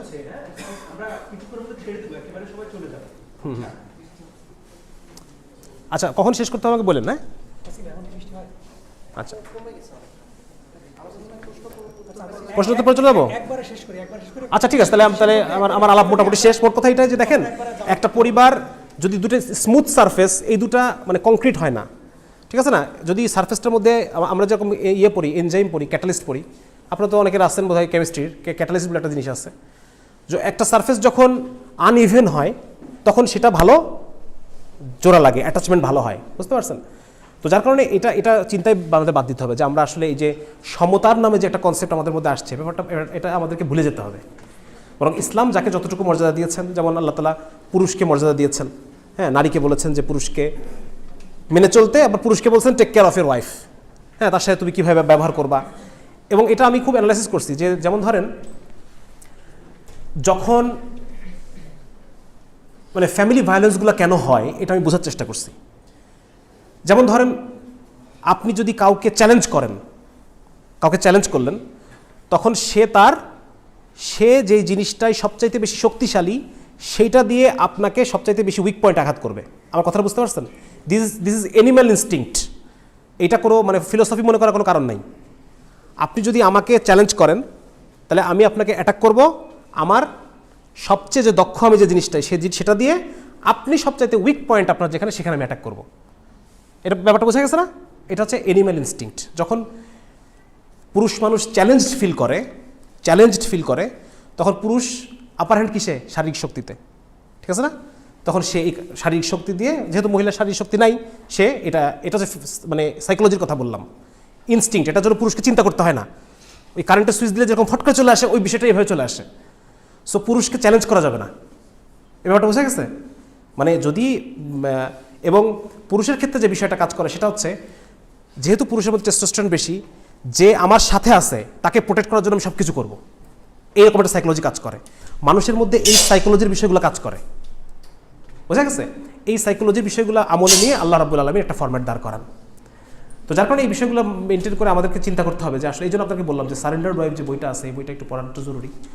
এটা পড়লে পরে আপনাদের অনেক বিষয় ক্লিয়ার হয়ে যাবে যে আসলে ফ্যামিলি মেনটেনটা কীভাবে করতে হবে। এবং একটা ফ্যামিলি এইটা শুধুমাত্র ভালোবাসা, নারী পুরুষের ভালোবাসার মধ্য দিয়ে ব্যাপারটা টিকে থাকে না, এটা মাল্টি ডাইমেনশনাল জিনিস। কি এটা? মানে আমি ব্যাপারটা কীভাবে বোঝাই আপনাদেরকে, ধরেন অনেকগুলো গিট, দুইটা জিনিসকে লাগানো, এখানে একটা গিট, দুইটা গিট, তিনটা গিট, চারটা গিট, যে কোনো একটা গিট যদি নাও থাকে আরও 4-5টা গিট দিয়ে জিনিসটাকে চালায় নেওয়া যায়, জিনিসটাকে কন্টিনিউ করা যায়। তার মানে পশ্চিমা বিশ্ব যেরকম শুধুমাত্র চিন্তা করতেছে যে আমাদের নারী পুরুষের মধ্যে যতদিন আমাদের ভালো লাগতেছে একসাথে আসি, যখন ভালো লাগবে না আমরা চলে গেলাম, সন্তানগুলোর কী হলো আর দেখার দরকার নাই, ব্যাপারটা আসলে এরকম না। বরং ফ্যামিলিটা একটা মাল্টি লেভেল বন্ডিং মাধ্যমে জিনিসটা দাঁড়ায় থাকে। তো যাই হোক, মোটামুটি আমার আলোচনা এই পর্যন্তই ছিল। আর যদি কারো কোনো প্রশ্ন থাকে 2-4 মিনিটের মধ্যে আমরা শেষ করে ফেলবো ইনশাআল্লাহ, যদি কারো কোনো প্রশ্ন থাকে। একসাথে সালাতে যাব ইনশাআল্লাহ, আমরা শেষ করি, একবারে শেষ করে ফেলবো। আমরা আমাদের যে প্ল্যানটা ছিল যে আমরা সালাতে যাব, দেন প্রশ্নোত্তর পর্বটা আয়োজন করব। বৃষ্টির কারণে এটা একটু পিছিয়েছে, এখন বৃষ্টি একটু অফ হয়েছে, আমরা কয়েক মিনিট নিয়ে ইনশাআল্লাহ একেবারে আমরা শেষ করে চলে যাব ইনশাআল্লাহ। ইফতারি ব্যবস্থা আছে সবার জন্য, সবাই নিয়ে যাবেন ইনশাআল্লাহ। আর আমি আসলে অনেক বেশি ক্লিয়ার করতে পারি নাই, আরও কিছু বিষয় ছিল ক্লিয়ার করার মতো। হ্যাঁ, মানে